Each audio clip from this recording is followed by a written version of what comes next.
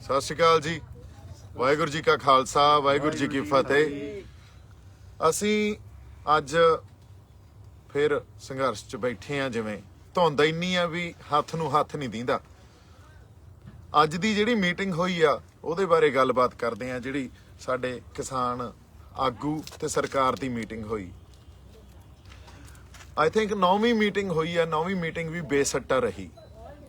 ਪਰ ਅੱਜ ਦੀ ਮੀਟਿੰਗ ਜੋ ਸਰਕਾਰ ਦੇ ਨਾਲ ਹੋਈ ਆ ਉਹਦੀ ਰੂਪਰੇਖਾ ਨੂੰ ਜੇ ਅਸੀਂ ਸਮਝੀਏ ਤਾਂ ਅੱਜ ਸਰਕਾਰ ਦੇ ਜਿਹੜੇ ਉੱਥੇ ਮੰਤਰੀ ਆਏ ਹੋਏ ਸੀ ਉਹਨਾਂ ਨੇ ਕਿਹਾ ਵੀ ਜੀ ਅਸੀਂ ਰੱਦ ਨਹੀਂ ਕਰਨੇ, ਤੁਸੀਂ ਜੋ ਕਰਨਾ ਕਰ ਲਓ।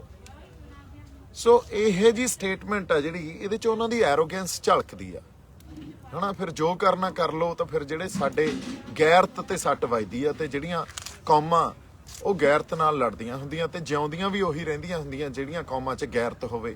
ਜਿਹੜੀਆਂ ਕੌਮਾਂ 'ਚ ਗੈਰਤ ਨਾ ਹੋਵੇ ਉਹ ਕੌਮਾਂ ਜਿਉਂਦੀਆਂ ਵੀ ਨਹੀਂ ਰਹਿੰਦੀਆਂ ਹੁੰਦੀਆਂ। ਸੋ ਹੁਣ ਗੱਲ ਉਹ ਹੋ ਗਈ ਵੀ ਜਿਵੇਂ ਪੁਰਾਤਨ ਸਮਿਆਂ 'ਚ ਸਿੰਘ ਕਹਿੰਦੇ ਰਹੇ ਹੁੰਦੇ ਸੀ ਨਾ ਵੀ ਜੇ ਪੰਥ ਹੀ ਨਹੀਂ ਰਹਾ ਤਾਂ ਗ੍ਰੰਥ ਕੌਣ ਮੰਨੇਗਾ, ਹਨਾ। ਹੁਣ ਗੱਲ ਉੱਥੇ ਆ ਗਈ ਹੈ, ਜੇ ਪੰਥ ਹੀ ਨਹੀਂ ਰਹਾ ਤਾਂ ਗ੍ਰੰਥ ਕੌਣ ਮੰਨੇਗਾ। ਔਰ ਸਿੰਘ ਇਕੱਠੇ ਹੋ ਜਾਂਦੇ ਹੁੰਦੇ ਸੀ। ਸੋ ਸਾਨੂੰ ਵੀ ਹੁਣ ਮੈਨੂੰ ਲੱਗਦਾ ਇਹ ਗੱਲ ਸਮਝ ਲੈਣੀ ਚਾਹੀਦੀ ਆ। ਸਾਡੀ ਗੈਰਤ ਤੇ ਸੱਟ ਵੱਜੀ ਆ। ਅਗਲੀ ਗੱਲ ਸਰਕਾਰਾਂ ਦੀ ਜੇ ਆਪਾਂ ਕਰ ਲਈਏ, ਸਰਕਾਰਾਂ ਜਿਸ ਢੰਗ ਨਾਲ ਸਾਜ਼ਿਸ਼ਾਂ ਘੜਦੀਆਂ ਜਾਂ ਹਾਲਾਤ ਪੈਦਾ ਕਰਦੀਆਂ, ਉਹਨਾਂ ਹਾਲਾਤਾਂ ਕਰਕੇ ਹੀ ਇਹ ਸੰਘਰਸ਼ ਖੜਾ ਹੋਇਆ, ਇਹ ਐਜੀਟੇਸ਼ਨ ਖੜੀ ਹੋਈ ਆ। ਤੇ ਅੱਜ ਤੁਸੀਂ ਕਹਿੰਦੇ ਹੋ ਜੋ ਕਰਨਾ ਕੁਛ ਕਰ ਲਓ। ਤੁਸੀਂ ਜਿਹੜੀ ਸਾਡੇ ਕਿਸਾਨਾਂ ਦੀਆਂ ਖੁਦਕੁਸ਼ੀਆਂ, ਇੱਕ ਸਾਲ 'ਚ 3 ਤੋਂ 4 ਲੱਖ ਕਿਸਾਨ ਮਰਦੇ ਆ, ਖੁਦਕੁਸ਼ੀਆਂ ਕਰਦੇ ਆ। ਉਹ ਇਸ ਕਰਕੇ ਕਰਦੇ ਆ ਕਿਉਂਕਿ ਤੁਸੀਂ ਜਿਹੜੀਆਂ ਨੀਤੀਆਂ ਘੜਦੇ ਹੋ ਨਾ, ਇਹਦੀ ਤੁਸੀਂ ਨੀਂਹ 1966 'ਚ ਰੱਖ ਲਈ ਸੀ। 1966 'ਚ ਨੀਂਹ ਰੱਖੀ ਗ੍ਰੀਨ ਰੈਵੋਲੂਸ਼ਨ ਦੇ ਥਰੂ, ਤੇ ਉਸ ਨੀਂਹ ਨੇ ਅੱਜ ਖੜੇ ਕਿੱਥੇ ਆ ਅਸੀਂ? ਸਾਡੇ ਤੇ ਕਰਜ਼ੇ ਆ ਤੇ ਅਸੀਂ ਖੁਦਕੁਸ਼ੀਆਂ ਕਰਦੇ ਆ। ਤੇ ਉਹਦੇ ਜ਼ਿੰਮੇਵਾਰ ਕੌਣ ਆ? ਫਿਰ ਉਹਦੇ ਜ਼ਿੰਮੇਵਾਰ ਸਰਕਾਰਾਂ ਆਪਾਂ। ਅੱਜ ਤੁਸੀਂ ਜਿਹੜੇ ਪਰਚੇ ਪਾ ਰਹੇ ਹੋ ਨਾ ਸਾਡੇ ਤੇ, ਇਹਦੇ ਤੇ ਵੀ ਆਉਣੇ ਆ ਅਸੀਂ ਬਾਅਦ 'ਚ, ਉਹ ਤੁਹਾਡੇ ਤੇ ਪੈਣੇ ਚਾਹੀਦੇ ਆ।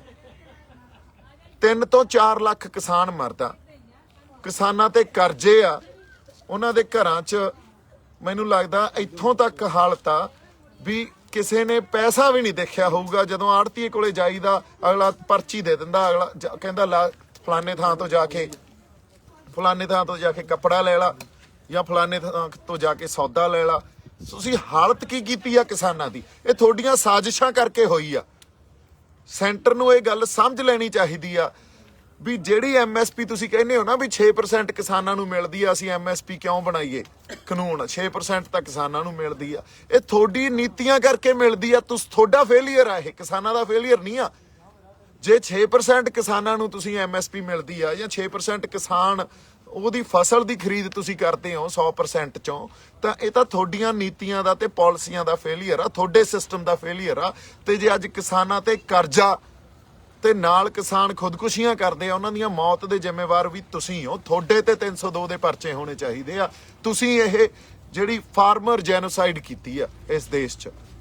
ਅਗਲੀ ਗੱਲ ਜੇ ਆਪਾਂ ਇਸ ਗੱਲ ਤੇ ਆਈਏ ਵੀ ਸਰਕਾਰ ਦਾ ਜੋ ਐਟੀਟਿਊਡ ਆ ਨਾ, ਅੱਜ ਜੋ ਪੋਲੀਟੀਕਲ ਸਮਝ ਆ, ਹਜੇ ਤੱਕ ਇਸ ਐਜੀਟੇਸ਼ਨ ਦਾ ਉਹਨਾਂ ਨੂੰ ਮੂਲ ਖਾਂਸਾ ਹੀ ਸਮਝ ਨਹੀਂ ਆਇਆ।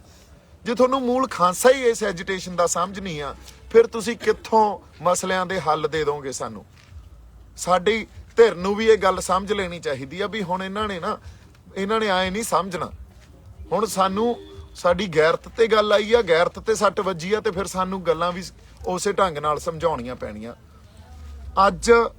ਅੱਜ ਦੀ ਮੈਂ ਤੁਹਾਨੂੰ ਘਟਨਾ ਦੱਸਦਾ। ਅੱਜ ਇਹਨਾਂ ਨੇ ਜਿਹੜੇ ਸਾਮਣ ਭੇਜੇ ਮੇਰੇ ਬ੍ਰਦਰ ਤੇ ਵੀ UAPA ਐਕਟ ਮਨਦੀਪ ਤੇ, ਉਸ ਐਕਟ ਦੇ ਅਧੀਨ ਇਹਨਾਂ ਨੇ ਸਾਮਣ ਭੇਜੇ ਤੇ ਉਹਦੀ ਪੇਸ਼ੀ ਰੱਖੀ ਦਿੱਲੀ FIR ਦਰਜ ਆ। 15 ਦਸੰਬਰ ਦੀ ਕੋਈ FIR ਆ ਤੇ ਉਹਦੇ ਅਧੀਨ ਇਹਨਾਂ ਨੇ ਸਾਮਣ ਭੇਜੇ। ਉਹ ਸਾਮਣ ਹੋਰ ਵੀ ਬੰਦਿਆਂ ਨੂੰ ਸਾਡਿਆਂ ਨੂੰ ਗਏ ਪੰਜਾਬ 'ਚ, ਹਨਾ। ਹੁਣ ਇਹਨਾਂ ਨੇ ਉਸ ਹਰ ਵਿਅਕਤੀ ਨੂੰ, ਉਹਨਾਂ ਦੇ ਪਰਿਵਾਰਾਂ ਨੂੰ ਟਾਰਗੇਟ ਕਰਨਾ ਸ਼ੁਰੂ ਕਰਤਾ, ਜਿਹੜੇ ਪਰਿਵਾਰਾਂ ਦੀ ਜਾਂ ਜਿਹੜੇ ਵਿਅਕਤੀਆਂ ਦੀ ਇਸ ਸੰਘਰਸ਼ 'ਚ ਕੋਈ ਸ਼ਮੂਲੀਅਤ ਆ ਤੇ ਉਹ ਮਾੜਾ ਮੋਟਾ ਇੰਪੈਕਟ ਰੱਖਦੇ ਆ। ਕਿਉਂਕਿ ਇਹਨਾਂ ਨੇ ਇਹੀ ਕਰਨਾ ਹੁੰਦਾ। ਇਹ ਜਿਹੜੇ ਪੈਂਤਰੇ ਆ ਨਾ, ਇਹ ਬੜੇ ਪੁਰਾਣੇ ਆ। ਸਾਡੇ ਪਰਿਵਾਰ ਨੇ ਤਾਂ ਬੜੇ ਇਹ ਪਹਿਲਾਂ ਦੇਖੇ ਆ, ਹੁਣ ਦੇਖ ਲਾਂਗੇ, ਉਹ ਐਡੀ ਕੋਈ ਗੱਲ ਨਹੀਂ। ਪਰ ਇਸ ਜਿਹੜੀ ਤੁਹਾਡੇ ਪੈਂਤੜਿਆਂ ਨਾਲ ਵੀ ਅਸੀਂ ਪਾਸੇ ਹੋ ਜਾਾਂਗੇ ਤੇ ਆਪਦੇ ਹੱਕਾਂ ਦੀ ਆਵਾਜ਼ ਨਾ ਬੁਲੰਦ ਕਰਾਂਗੇ, ਇਹ ਤਾਂ ਨਹੀਂ ਹੋ ਸਕਦਾ। ਸੋ ਸੈਂਟਰ ਨੂੰ ਅਸੀਂ ਜਾਂ ਸਰਕਾਰ ਨੂੰ ਇਹ ਵੀ ਕਹਿ ਦਈਏ ਵੀ ਕੋਈ ਨਹੀਂ, ਹੁਣ ਜੇ ਤੁਸੀਂ ਹਾਂ ਹੀ ਚੱਲਣਾ ਫਿਰ ਭਾਜਦਿਆਂ ਨੂੰ ਵਾਹਣ ਇੱਕੋ ਜਿਹੀ ਆ, ਫਿਰ ਕੋਈ ਨਹੀਂ, ਕੱਚੇ ਹੀ ਸਹੀ। ਸਾਡੇ ਆਗੂਆਂ ਨੂੰ ਵੀ ਪਤਾ ਹੋਣਾ ਚਾਹੀਦਾ। ਹੁਣ ਮੈਂ ਕਹਿੰਦਾ 4-5 ਮੰਗਾਂ ਹੋਰ ਜੋੜੋ। ਸਭ ਤੋਂ ਪਹਿਲੀ ਗੱਲ ਤਾਂ ਇਹ ਜੋੜੋ ਵੀ ਜਿਹੜੇ ਕਿਸਾਨਾਂ ਤੇ ਕਰਜ਼ਾ ਚੜਿਆ ਉਹ ਮਾਫ ਕਰੋ। ਉਹ ਤੋਂ ਬਿਨਾਂ ਅਸੀਂ ਗੱਲ ਵੀ ਨਹੀਂ ਕਰਦੇ, ਅਗਲੀ ਮੀਟਿੰਗ ਤੇ ਵੀ ਨਹੀਂ ਆਉਂਦੇ ਜੇ ਤੁਸੀਂ ਕਿਸਾਨਾਂ ਤੇ ਜਿਹੜਾ ਚੜਿਆ ਕਰਜ਼ਾ, ਵੀ ਆਪਣੇ ਲੋਕਾਂ ਦਾ ਭਲਾ ਤਾਂ ਹੋਵੇ। ਪਹਿਲੀ ਮੰਗ ਹੀ ਇਹ ਰੱਖੋ ਵੀ ਪਹਿਲਾਂ ਤਾਂ ਕਰਜ਼ਾ ਮਾਫ ਕਰੋ ਤੁਸੀਂ ਕਿਸਾਨਾਂ ਤੇ ਜਿਹੜਾ ਚੜਿਆ, ਉਹ ਤੁਹਾਡੀਆਂ ਨੀਤੀਆਂ ਕਰਕੇ ਚੜਿਆ ਨਾ, ਉਹ ਮਾਫ ਕਰੋ। ਫਿਰ ਅਸੀਂ ਗੱਲਬਾਤ ਕਰਨ ਨੂੰ ਆਉਣੇ ਆ ਤੁਹਾਡੇ ਕੋਲੇ। ਫਿਰ ਤੁਸੀਂ ਇਹ ਤਾਂ ਇੱਕ ਮੀਟਿੰਗ 'ਚ ਜਾਂਦੇ ਹੋ, ਫੇਲ ਹੁੰਦੀ ਆ, ਬੇਸਿੱਟਾ ਨਿਕਲਦੀ ਆ, ਅਗਲੀਆਂ ਮੀਟਿੰਗ 'ਚ ਉਹਦੀਆਂ ਮੰਗਾਂ ਹੀ ਵਧਾ ਦਿਓ, ਆਉਣ ਦਿਓ ਫਿਰ ਇਹਨਾਂ ਨੂੰ। ਤੇ ਜਿਹੜੀ 26 ਜਨਵਰੀ ਆ ਨਾ, ਹੁਣ ਲੋਕਾਂ ਦੇ ਜਜ਼ਬਾਤਾਂ ਦੀ ਤਰਜਮਾਨੀ ਹੋਣੀ ਚਾਹੀਦੀ ਆ ਉੱਥੇ। 26 ਜਨਵਰੀ ਅਸੀਂ ਹੁਣ ਤੱਕ 26 ਨਵੰਬਰ ਬੜਾ ਅਹਿਮ ਸੀ। 26 ਨਵੰਬਰ ਅਹਿਮ ਹੀ ਇਸ ਤਰ੍ਹਾਂ ਸੀ, ਜਿਹੜੇ ਕਹਿੰਦੇ ਆ ਨਾ ਵੀ ਅਸੀਂ ਜਾਬਤੇ 'ਚ ਨਹੀਂ, ਅਸੀਂ ਜਾਬਤੇ 'ਚ ਹੀ ਆ। ਅਸੀਂ ਉਦੇ ਵੀ ਜਾਬਤੇ 'ਚ ਸੀ, ਪਰ ਜਾਬਤੇ 'ਚ ਰਹਿੰਦੇ ਹੋਏ ਵੀ ਅਸੀਂ ਬੈਰੀਕੇਡ ਭੰਨੇ ਸੀ ਨਾ। ਜਿਹੜੇ ਟਰੈਕਟਰ ਤੇ ਤੁਸੀਂ ਅੱਗੇ ਸਟੇਜ ਲਾਈ ਸੀ, ਉਹ ਟਰੈਕਟਰ ਬੈਰੀਕੇਡ ਭੰਨ ਕੇ ਹੀ ਆਇਆ ਸੀ। ਸੋ ਐਕਟੀ ਵੀ ਜਿਹੜਾ ਸਾਨੂੰ ਪ੍ਰੋਗਰਾਮ ਦੇਣਾ ਚਾਹੀਦਾ, ਉਹਦਾ ਇੰਪੈਕਟ ਹੋਣਾ ਚਾਹੀਦਾ। ਇੰਪੈਕਟਫੁਲ ਪ੍ਰੋਗਰਾਮ ਦਿਓ। ਤੁਹਾਨੂੰ ਇਹ ਬੇਨਤੀ ਆ ਸਾਡੀ। ਸਾਡੇ ਜਿਹੜੀ ਸੰਗਤ ਆ, ਲੋਕ ਆ, ਉਹਨਾਂ ਦੇ ਜਜ਼ਬਾਤਾਂ ਦੀ ਤਰਜਮਾਨੀ ਹੋਵੇ। ਇੱਥੇ ਕੋਈ ਸ਼ਰਾਰਤੀ ਅਨਸਰ ਨਹੀਂ ਆ। ਹਰ ਬੰਦਾ ਕਿਸਾਨੀ ਦੇ ਸੰਘਰਸ਼ 'ਚ, ਤਰਜੀਹ ਕਿਸਾਨੀ ਦੇ ਮੁੱਦਿਆਂ ਨੂੰ ਆ। ਅਸੀਂ ਚਾਹੁੰਦੇ ਆ, ਸੰਗਤ ਇਹ ਚਾਹੁੰਦੀ ਆ। ਇੱਥੇ ਦੇਖੋ ਸਾਰੀ ਸੰਗਤ ਖੜੀ ਆ, ਇੰਨੇ ਅਸੀਂ ਠੰਡ 'ਚ ਇੱਥੇ ਬੈਠੇ ਆ। ਇਹ ਚਾਹੁੰਦੀ ਆ ਵੀ ਲੋਕਾਂ ਦਾ ਭਲਾ ਹੋਵੇ, ਕਿਸਾਨਾਂ ਦਾ ਭਲਾ ਹੋਵੇ। ਪਿੰਡਾਂ 'ਚ ਰਹਿੰਦੇ ਜਿਹੜੇ ਲੋਕ ਆ, ਉਹਨਾਂ ਦੇ ਹਾਲਾਤ ਸੁਧਰਨ। ਪਿੰਡਾਂ 'ਚ ਜੋ ਹਾਲਾਤ ਬਣੇ ਹੋਏ ਆ, ਉਹ ਸਾਨੂੰ ਸਾਰਿਆਂ ਨੂੰ ਪਤਾ, ਪਰ ਅਸੀਂ ਉਹਨਾਂ ਤੋਂ ਪਤਾ ਨਹੀਂ ਕਦੋਂ ਤੱਕ ਮੁਨਕਰ ਹੁੰਦੇ ਰਹਾਂਗੇ, ਅਸਲ ਗੱਲ ਤੇ ਹੀ ਨਾ ਆਵਾਂਗੇ। ਅਸੀਂ ਇਹ ਗੱਲ ਕੋਈ ਪੋਲੀਟੀਕਲ, ਦੇਖੋ ਇਹ ਪੋਲੀਟੀਕਲ ਲੜਾਈ ਬਣਦੀ ਜਾ ਰਹੀ ਆ, ਪੋਲੀਟੀਕਲ ਰੂਪ ਬਣਦਾ ਜਾ ਰਿਹਾ ਇਹਦਾ। ਚਲੋ ਇਹ ਤਾਂ ਹਾਲਾਤ ਨੇ ਉਸ ਪਾਸੇ ਨੂੰ ਤੋਰਤਾ, ਪਰ ਲੋਕਾਂ ਦਾ ਭਲਾ ਹੋਣਾ ਬਹੁਤ ਜ਼ਰੂਰੀ ਆ। ਲੋਕਾਂ ਦਾ ਜਜ਼ਬਾਤ ਆ ਜਿਹੜੇ, ਉਹਨਾਂ ਜਜ਼ਬਾਤਾਂ ਤੇ ਪਹਿਰਾ ਦੇਣਾ ਸਾਡਾ ਬੜਾ ਜ਼ਰੂਰੀ ਆ। ਇੱਥੇ ਦੇਖ ਲਓ ਇੰਨੀ ਧੁੰਦ 'ਚ ਵੀ, ਮਾੜਾ ਜਿਹਾ ਦਿਖਾਓ ਤੁਸੀਂ ਇੱਧਰ ਨੂੰ ਫੇਰ ਕੇ, ਹਨਾ। ਆ ਸਾਰੇ ਸਾਡੇ ਬੰਦੇ ਭਾਈ ਪਿੱਛੇ ਨਾ ਕਰੋ, ਮੇਰੇ ਦੱਸਿਆ ਆ ਸਾਡੀਆਂ ਮਾਤਾਵਾਂ। ਹਾਂਜੀ ਕੋਈ ਨਹੀਂ, ਆ ਜਾ। ਇਹ ਸਾਡੀਆਂ ਮਾਤਾਵਾਂ ਇੱਥੇ, ਹਨਾ, ਤੇ ਸਾਡੀਆਂ ਇਹ ਸਾਡੇ ਲਈ ਲੰਗਰ ਬਣਾਉਂਦੀਆਂ। ਅਸੀਂ ਆ ਕੇ ਲੰਗਰ ਖਾ ਲੈਂਦੇ ਆ। ਕੋਈ ਗੱਲ ਆ ਇਹ, ਇਹਨਾਂ ਨੂੰ ਘਰ ਛੜਾਏ ਹੋਏ ਆ, ਇੱਥੇ ਬੱਚਿਆਂ ਨੂੰ ਘਰ ਛੜਾਏ ਹੋਏ ਆ, ਬਜ਼ੁਰਗ ਬੈਠੇ ਆ ਇੰਨੀ ਠੰਡ 'ਚ। ਚਲੋ ਅਸੀਂ ਫੇਰ ਆਪਦੇ ਉੱਤੇ ਮਾੜਾ ਮੋਟਾ ਝੱਲ ਲਾਂਗੇ ਇਹਨਾਂ ਗੱਲਾਂ ਨੂੰ, ਪਰ ਇੰਨੀਆਂ ਨਿਰਦਈ ਸਰਕਾਰਾਂ, ਇਹੋ ਜੀ ਗਵਰਨੈਂਸ, ਤੁਸੀਂ ਇਹਨੂੰ ਗਵਰਨੈਂਸ ਕਹਿੰਦੇ ਹੋ? ਇਸ ਤਰ੍ਹਾਂ ਦੇਸ਼ ਚੱਲਦੇ ਆ। ਹੁਣ ਉਦੋਂ ਬਾਅਦ ਤੁਸੀਂ ਵੰਗਾਰੀ ਜਾਂਦੇ ਹੋ ਸਾਨੂੰ, ਜਿਵੇਂ ਪਤਾ ਨਹੀਂ ਕਿੱਡਾ ਕੁ ਵੱਡੇ ਜੰਗ ਦੀ ਤਿਆਰੀ ਤੁਸੀਂ ਵਿੱਢੀ ਬੈਠੇ ਹੋ, ਤੇ ਉਹਦੇ ਖਾਤਰ ਤੁਸੀਂ ਕਿੱਡੇ ਵੱਡੇ ਖਰਚੇ ਕਰ ਦੋਗੇ। ਤੁਸੀਂ ਆਪਦੀਆਂ ਆਰਮਡ ਫੋਰਸਿਸ ਨੂੰ ਬੁਲਾਓਗੇ, ਬੈਰੀਕੇਟਿੰਗ ਕਰੋਗੇ, ਕੰਟੇਨਰਸ ਰੱਖੋਗੇ, ਪਰ ਕਿਸਾਨਾਂ ਨੂੰ ਉਹਨਾਂ ਦਾ ਹੱਕ ਨਹੀਂ ਦੇਣੇ।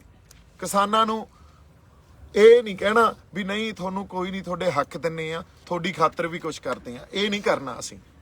ਔਰ ਮੈਨੂੰ ਸਮਝ ਹੀ ਨਹੀਂ ਆ ਰਹੀ ਕਿਸ ਤਰ੍ਹਾਂ ਦੇ ਹਾਲਾਤ ਆ ਇੱਥੇ। ਉਹਨਾਂ ਹਾਲਾਤਾਂ ਨੂੰ ਕੋਈ ਸਮਝ ਨਹੀਂ ਰਿਹਾ। ਕੋਈ ਤੁਹਾਡੇ ਚੋਂ ਹੀ ਬੰਦਾ, ਕੋਈ ਨੇਕ ਰੂਹ ਹੋਵੇ, ਉਹਦੇ ਅੰਦਰ ਕਿਤੇ ਮਾੜੀ ਮੋਟੀ ਇਨਸਾਨੀਅਤ ਜਾਗ ਜੇ, ਹਨਾ। ਸੋ ਇਹਨਾਂ ਗੱਲਾਂ ਨੂੰ, ਇਹਨਾਂ ਮਸਲਿਆਂ ਨੂੰ ਜੇ ਕੋਈ ਸਮਝਦਾ ਨਹੀਂ, ਫਿਰ ਅਸੀਂ ਆਪਦੇ ਆਪ ਨੂੰ ਇਨਸਾਨ ਕਹਿੰਦੇ ਆ। I think you know, we are far away from being a human being. So ਜਿਸ ਢੰਗ ਨਾਲ ਇਸ ਸੰਘਰਸ਼ ਨਾਲ ਲੋਕ ਜੁੜੇ ਹੋਏ ਆ, ਇੱਥੇ ਹੀ ਨਹੀਂ, ਸਾਰਾ ਪੰਜਾਬ, ਸਾਰਾ ਹਰਿਆਣਾ, ਇਧਰੋਂ ਯੂਪੀ ਵਾਲੇ ਕੀ, ਰਾਜਸਥਾਨ ਵਾਲੇ ਕੀ, ਹੋਰ ਪਾਸਿਓਂ ਬੰਦੇ ਕੀ, ਫਿਰ ਬਾਹਰਲੀ ਸੰਗਤ ਜੋ ਇਹਦੇ ਨਾਲ ਜੁੜੀ ਹੋਈ ਆ, ਉਹ ਬੈਠੇ ਚਾਹੇ ਬਾਹਰ ਆ, ਉਹਨਾਂ ਦੇ ਰੂਹ ਵੀ ਇੱਥੇ ਆ, ਉਹਨਾਂ ਦੇ ਦਿਲ ਵੀ ਇੱਥੇ ਆ। ਸੋ ਇਹ ਕੋਈ ਇਹਦੀ ਇੰਪੋਰਟੈਂਸ ਆ ਨਾ, ਜਿਹੜੀ ਇਹਦੀ ਇੰਪੋਰਟੈਂਸ ਇਸ ਸੰਘਰਸ਼ ਦੀ, ਇਹ ਕੋਈ ਸਥਾਨਕ ਨਹੀਂ ਆ, ਇਹ ਲੋਕਲ ਨਹੀਂ ਆ, ਗਲੋਬਲ ਆ। ਸਰਕਾਰ ਨੂੰ ਅਸੀਂ ਹੁਣ ਵੀ ਕਹਿ ਰਹੇ ਹਾਂ ਵੀ ਤੁਸੀਂ ਸਮਝ ਜੋ, ਤੁਸੀਂ ਜੋ ਗੱਲਬਾਤ ਦਾ ਸਿਲਸਿਲਾ ਜਾਂ ਸੰਘਰਸ਼ ਦਾ ਜੋ ਇਹਦੀ ਰੂਪ ਰੇਖਾ, ਇਹਨੂੰ ਵਿਗਾੜੋ ਨਾ। ਹਾਲਾਤ ਨਾ ਪੈਦਾ ਕਰੋ ਵੀ ਇਹ ਵਿਗੜ ਕੇ ਕਿਸੇ ਹੋਰ ਪਾਸੇ ਨੂੰ ਜਾਵੇ। ਆਪਦੀ ਜਿਹੜੀ ਤੁਹਾਡੇ ਕੋਲੇ ਸਿਸਟਮ ਆ ਜਾਂ ਤੁਸੀਂ ਜਿੰਨੇ ਰਿਸੋਰਸਿਸ ਰੱਖੇ ਹੋਏ ਆ ਜਾਂ ਆਪਦੀਆਂ ਫੋਰਸਸ ਤੇ ਇੰਨਾ ਹੰਕਾਰ ਨਾ ਕਰੋ ਵੀ ਤੁਸੀਂ ਕਿਸੇ ਤਰ੍ਹਾਂ ਵੀ ਲੋਕਾਂ ਨੂੰ ਇੰਨਾ ਕੁ ਦਬਾ ਦਿਓ ਜਾਂ ਉਹਨਾਂ ਨੂੰ ਕੁਚਲ ਦਿਓ ਵੀ ਲੋਕ ਬੋਲਣ ਜੋਗੇ ਵੀ ਨਾ ਰਹਿਣ। ਜਦੋਂ ਜਦੋਂ ਜ਼ਬਰ ਤੇ ਜ਼ੁਲਮ ਕਿਤੇ ਵਧੂਗਾ ਉਦੋਂ ਉਹਦਾ ਵਿਰੋਧ ਵੀ ਪੈਦਾ ਹੋਊਗਾ, ਉਹਦੇ ਖਿਲਾਫ ਆਵਾਜ਼ ਵੀ, ਇਹ ਕੁਦਰਤੀ ਵਰਤਾਰਾ ਇਹਦੇ ਖਿਲਾਫ ਆਵਾਜ਼ ਵੀ ਉੱਠੂਗੀ, ਬੁਲੰਦ ਹੋਊਗੀ। ਸੋ ਇਹ ਜਿਹੜੇ ਲੋਕ ਆ ਨਾ, ਇਹ ਤੁਹਾਡੇ ਜ਼ਬਰ ਤੇ ਜ਼ੁਲਮ ਨੂੰ ਠਾਲਣ ਵਾਸਤੇ ਹੀ ਬੈਠੇ ਆ। ਦੁਨੀਆ ਦੇਖ ਰਹੀ ਆ ਇਸ ਸੰਘਰਸ਼ ਨੂੰ, ਦੁਨੀਆ ਦੇਖ ਰਹੀ ਆ ਇਹਨਾਂ ਲੋਕਾਂ ਨੂੰ, ਤੇ ਇਹਨਾਂ ਲੋਕਾਂ ਨੇ ਇੱਥੋਂ ਦਾ ਸਭ ਕੁਝ ਬਦਲ ਦੇਣਾ, ਤਰਜ਼ਾ ਜ਼ਿੰਦਗੀ ਬਦਲ ਦੇਣੀ ਆ ਜੇ ਤੁਸੀਂ ਨਾ ਸੁਧਰੇ ਤਾਂ। ਸੋ ਸਾਡੀ ਤਾਂ ਤੁਹਾਨੂੰ ਬੇਨਤੀ ਆ ਵੀ ਹੁਣ ਜਿਹੜੇ ਇਹੋ ਜਿਹੇ ਹਾਲਾਤ ਨਾ ਪੈਦਾ ਕਰੋ, ਜਿਹੜੇ ਹਾਲਾਤ ਤੁਸੀਂ ਸਮੇਂ ਤੋਂ ਸਾਨੂੰ ਪੈਦਾ ਕਰਦੇ ਆ ਰਹੇ ਹੋ, ਸਾਨੂੰ ਉਹਨਾਂ ਹਾਲਾਤਾਂ 'ਚੋਂ ਗੁਜ਼ਰਨਾ ਪੈਂਦਾ। ਉਹਨਾਂ ਹਾਲਾਤਾਂ ਦੀ ਦੇਣ ਆ ਵੀ ਇੱਥੇ ਐਡੀ ਕੁ ਵੱਡੀ ਅਰਾਜਕਤਾ ਪੈਦਾ ਹੋ ਰਹੀ ਆ, ਕੋਈ ਸਾਰਥਕ ਸਮਾਜ ਨਹੀਂ, ਉਹਨਾਂ 'ਚ ਨੈਤਿਕਤਾ ਨਹੀਂ ਰਹੀ, ਉਹਨਾਂ 'ਚ ਹਿਊਮੈਨਿਟੀ ਨਹੀਂ ਰਹੀ। ਤੁਸੀਂ ਇਹ ਦੇਖੋ, ਜੇ ਕਿਸਾਨਾਂ 'ਚ ਇਕਨੋਮੀ ਵਾਈਜ਼ ਵੀ ਦੇਖੀਏ, ਜੇ ਕਿਸਾਨਾਂ ਕੋਲੇ ਪੈਸੇ ਹੋਣਗੇ ਤਾਂ ਉਹ ਸਮਾਨ ਖਰੀਦਣਗੇ, ਕੋਈ ਮੋਟਰਸਾਈਕਲ ਖਰੀਦੂ, ਕੋਈ ਕਾਰ ਖਰੀਦੂ, ਕੋਈ ਹੋਰ ਸਮਾਨ ਖਰੀਦਣਗੇ ਤਾਂ ਇਕਨੋਮੀ 'ਚ ਪੈਸਾ ਆਊਗਾ। ਇਕਨੋਮੀ 'ਚ ਪੈਸਾ ਆਊਗਾ ਤਾਂ ਇਕਨੋਮੀ ਪ੍ਰੋਸਪਰ ਹੋਊਗੀ। ਇਹ ਤਾਂ ਸਿੰਪਲ ਜਿਹਾ ਫਾਰਮੂਲਾ ਨਾ, ਪਰ ਤੁਹਾਡੀਆਂ ਨੀਤੀਆਂ ਨਾਲ ਜਿਹੜੀ ਵੈਲਥ ਆ ਉਹ ਤੁਸੀਂ ਐਕੂਮੂਲੇਟ ਕਰ ਰਹੇ ਹੋ ਕੁਛ ਹੀ ਹੱਥਾਂ 'ਚ, ਕੁਛ ਲੋਕਾਂ ਤੱਕ ਹੀ ਵੈਲਥ ਰਹਿ ਜਾਂਦੀ ਆ, ਬਾਕੀ ਤਾਂ ਹੈਂਡ ਟੂ ਮਾਊਥ ਆ। ਜੇ ਜਿਉਂ ਰਹੇ ਆ ਤਾਂ ਜਿਉਂ ਰਹੇ ਆ, ਉਹ ਬਸ ਉਸ ਢੰਗ ਨਾਲ ਹੀ ਜਿਉਂਦੇ ਰਹਿਣ। ਉਹਨਾਂ ਦੀ ਤੁਸੀਂ ਜਿਵੇਂ ਜਿਉਣਾ ਕਿਵੇਂ ਆ, ਉਹਨਾਂ ਨੇ ਰਹਿਣਾ ਕਿਵੇਂ ਆ, ਖਾਣਾ ਕੀ ਆ, ਪਹਿਨਣਾ ਕੀ ਆ, ਇਹ ਵੀ ਪਰਿਭਾਸ਼ਿਤ ਤੁਸੀਂ ਕਰਨ ਲੱਗ ਗਏ। ਉਹ ਹੈ ਕੌਣ ਲੋਕ, ਇਹ ਵੀ ਪਰਿਭਾਸ਼ਿਤ ਤੁਸੀਂ ਕਰਨ ਲੱਗ ਗਏ। ਐਂ ਤਾਂ ਨਹੀਂ ਚੱਲਦਾ ਹੁੰਦਾ। ਜਿਹੜੀ ਸਦੀਆਂ ਤੋਂ ਕੋਈ ਸੱਭਿਅਤਾਵਾਂ, ਸਦੀਆਂ ਤੋਂ ਸਿਵਲਾਈਜੇਸ਼ਨਸ ਇਵੋਲਵ ਹੋਈਆਂ, ਜਿਹੜੀਆਂ ਵਿਕਸਿਤ ਹੋਈਆਂ, ਉਹਨਾਂ ਨੂੰ ਤੁਸੀਂ ਪਰਿਭਾਸ਼ਿਤ ਕਰੋਗੇ। ਤੁਸੀਂ ਰੱਬ ਤੋਂ ਵੀ ਵੱਡਾ ਆਪਦੇ ਆਪ ਨੂੰ ਮੰਨਣ ਲੱਗ ਗਏ। ਇਹ ਐਂ ਤਾਂ ਨਹੀਂ ਚੱਲਦਾ ਹੁੰਦਾ। ਸੋ ਇਹ ਅਰਾਜਕਤਾ ਤੁਸੀਂ ਪੈਦਾ ਕੀਤੀ ਆ, ਤੁਸੀਂ ਇਸ ਅਰਾਜਕਤਾ ਦੇ ਜ਼ਿੰਮੇਵਾਰ ਹੋ, ਤੁਸੀਂ ਇਹਨਾਂ ਮੌਤਾਂ ਦੇ ਜ਼ਿੰਮੇਵਾਰ ਹੋ। ਤੁਹਾਡੇ ਤੇ ਪਰਚੇ ਪੈਣੇ ਚਾਹੀਦੇ ਆ, UAPA ਵੀ ਤੁਹਾਡੇ ਤੇ ਪੈਣਾ ਚਾਹੀਦਾ। ਤੁਸੀਂ ਤਾਂ ਇਸ ਦੇਸ਼ ਦੇ ਹੱਕ 'ਚ ਨਹੀਂ ਕਰ ਰਹੇ ਜੋ ਕਰ ਰਹੇ ਹੋ। ਜੇ ਅਸਲ ਤੌਰ ਤੇ ਮੰਨੀਏ, ਦੇਸ਼ ਦੇ ਜਿਹੜੇ ਐਂਟੀ ਨੈਸ਼ਨਲ ਤਾਂ ਸਰਕਾਰਾਂ, ਐਂਟੀ ਨੈਸ਼ਨਲ ਲੋਕ ਨਹੀਂ ਆ ਲੋਕ ਐਂਟੀ ਨੈਸ਼ਨਲ ਆ ਜਿਹੜੇ ਸੜਕਾਂ ਤੇ ਬੈਠੇ ਆ, ਇੱਥੇ ਧੂਣੀਆਂ ਲਾਈ ਬੈਠੇ ਆ। ਤੁਸੀਂ ਤਾਂ ਬੈਠੇ ਹੋ ਕੋਠੀਆਂ 'ਚ ਹੀਟਰ ਲਾ ਕੇ, ਹਨਾ। ਅਸੀਂ ਇੱਥੋਂ ਕਿਤੋਂ ਤਾਰਾਂ ਖਿੱਚਦੇ ਆ, ਜੇ ਕਿਸੇ ਨੇ ਹੀਟਰ ਲਾਉਣਾ, ਉੱਥੋਂ ਫਲਾਨਾ ਪਾਣੀ ਉੱਥੋਂ ਆਉਂਦਾ, ਲੰਗਰ ਉੱਥੋਂ ਆਉਂਦਾ, ਇੱਥੇ ਬਾਥਰੂਮ ਆਏ ਬਣਾਏ ਹੋਏ ਆ, ਇੱਥੇ ਪਤਾ ਨਹੀਂ ਕੀ ਹਾਲ ਆ। ਇਨਹਿਊਮਨ ਕੰਡੀਸ਼ਨਸ 'ਚ ਅਸੀਂ ਰਹਿ ਰਹੇ ਹਾਂ, ਕਿਸੇ ਨੂੰ ਕੋਈ ਫਰਕ ਹੀ ਨਹੀਂ ਪੈ ਰਿਹਾ, ਔਰ ਹਜੇ ਤੱਕ ਤੁਹਾਨੂੰ ਸਮਝ ਹੀ ਨਹੀਂ ਆ ਰਹੀ ਤੇ ਤੁਸੀਂ ਇਹਨੂੰ ਗਵਰਨੈਂਸ ਕਹਿੰਦੇ ਹੋ ਤੇ ਤੁਸੀਂ ਦੇਸ਼ ਨੂੰ ਗਵਰਨ ਕਰ ਰਹੇ ਹੋ। I think you guys should be ashamed of yourself. So ਇੰਨੀਆਂ ਕੁ ਗੱਲਾਂ ਆਪਾਂ ਕਰਨੀਆਂ ਸੀ।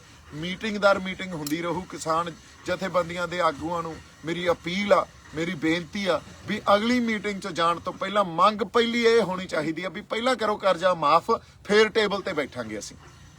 ਸੋ ਇੰਨੀਆਂ ਕੁ ਗੱਲਾਂ ਆਪਾਂ ਕਰਨੀਆਂ ਸੀ। ਮੇਰੇ ਵੱਲੋਂ ਬਹੁਤ ਸਾਰਾ ਪਿਆਰ ਤੇ ਸਤਿਕਾਰ। ਸੰਗਤ ਨੂੰ ਚੜ੍ਹਦੀ ਕਲਾ 'ਚ ਰਹੋ। ਚੜ੍ਹਦੀ ਕਲਾ ਹੀ ਸਾਨੂੰ ਸਾਡੇ ਰਹਿਬਰਾਂ ਨੇ, ਗੁਰੂਆਂ ਨੇ ਸਿਖਾਈ ਆ। ਜਿਉਂਦੇ ਵਸਦੇ ਰਹੋ। ਸਤਿ ਸ੍ਰੀ ਅਕਾਲ ਜੀ।